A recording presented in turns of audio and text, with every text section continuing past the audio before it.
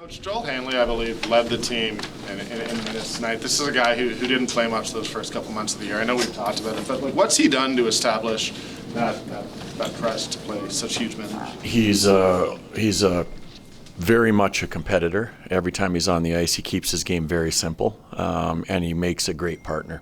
So what he lacks in size, I think he makes up with smarts and probably a lot of heart. We've heard from a lot of coaches, a lot of players, that the first game back after a long trip is going to be a trap game.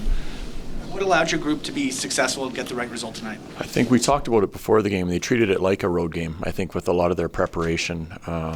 Because really, we haven't had a chance to skate back at home yet, and we were gone for almost 2 weeks. So the altitude would have hit us too coming back today, as silly as that sounds. But I think our older players did a really good job of making sure they were prepared to play, and I think because everybody else saw how they came to the rink tonight, they kind of followed suit. Yeah. What do you see out of Dustin and his composure and his ability to be up only one goal, but yet look like it's a 10-goal game? Yeah, I said to Barb's after the game, it's weird to me. Like the rebounds don't come off him, and he fights through traffic. He's got a way of understanding where the shot's coming from and likely where it's going to end up. But he is a cool cucumber in there. There's no doubt about it. And I think Jason said it's easier for him to control his rebounds because he's a little shorter in size. He doesn't have to move all that much. But for me, he has an idea where that shot's coming from. He has an idea where it's likely going to go, and he's very good at controlling his rebounds. From September to now, what's impressed you the most in the growth of his game? I feel like it's been the same since September. Wouldn't you say that? I feel like I sit up here and I talk about his play pretty consistently. There's been a few games that the St. Louis game, if you remember that one, where two got by him that he would tell you he didn't like.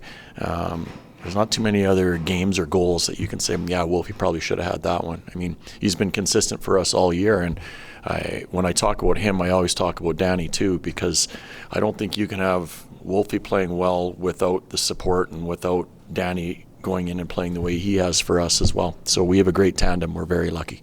I think when maybe you or Nazem, someone said that after that St. Louis game, he took the blame on himself in the locker room, and I think in other words, he's accountable. How have you seen that? And for a rookie, what does that mean when he's doing that? Hey, he's the first guy that will go by the bench and basically say no more going in on nights like that. I mean, that's just probably who he is. He's always been that way, I would assume. Joel Farabee shows some good patience waiting at the line on that give and go with Macklin. How did you see it? What did you like about that line played and maybe on that goal in particular? He's, with the line first, they had the heavy minutes playing against the Suzuki line, and that's one of the better lines that you will see. They play an up-tempo game. They have a lot of skill where they can hurt you in a lot of different ways.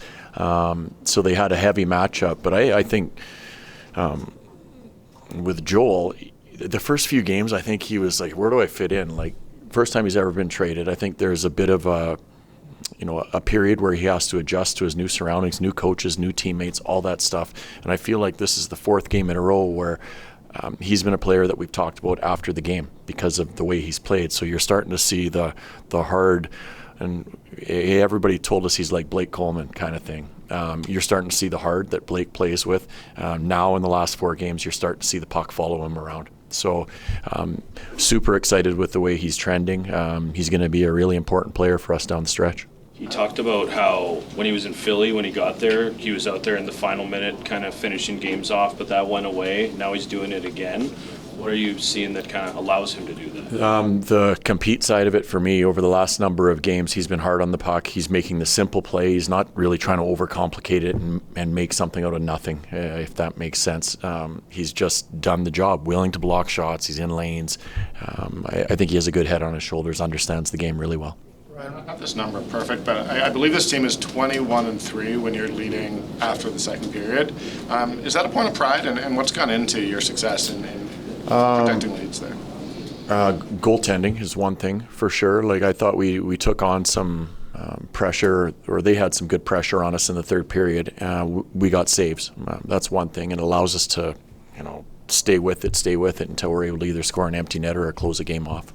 Since we haven't seen you since the trade deadline, your reaction to the fact that it was quiet around here yesterday? Yeah, well, leading up to it, it was noticeably different for me, and it was a much better environment for us as a staff, and for sure the sense that we got from the room, because the guys weren't expecting anything to happen. And then maybe the next way that I would answer it is I really like our team. I like what they've done over the course of the year, and I'm happy that Connie kind of saw the same thing, Connie and his management team. So he's going to give them an opportunity to kind of finish what they started, and I really like that.